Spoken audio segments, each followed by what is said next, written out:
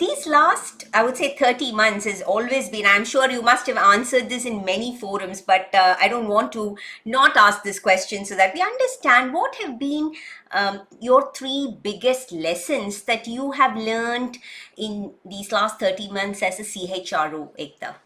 Okay. All right. So you are right. I do get asked quite a lot, and it depends. The response depends on the day you ask, I guess, that question. True. So today, I think the first one I will say is trust is critical. It's critical to strive. It's critical to thrive, both. Correct. Without trust, which is either building, forming, and making your own brand, it's absolutely impossible to go anywhere. That's number one for me. True. Number two, I would say, is communication. We always grew up in a world prior to COVID. I will say that communication is, a waterfall, top down. Yes. Whatever comes from top, we kind of decipher and do that.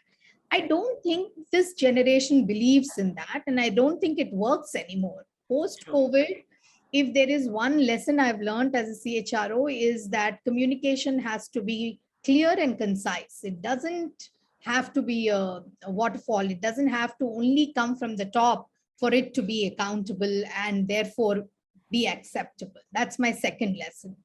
My third, I would say, is something that, one of my ex-bosses told me when I moved to India. And at that time, I thought, how can anyone else, how can we take it any other way? Which is, don't take things personally.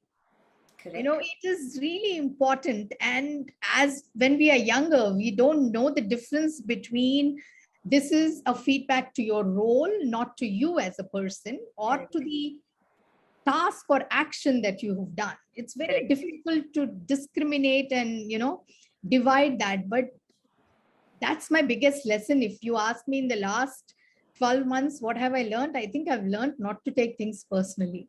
True. Huge, I've grown.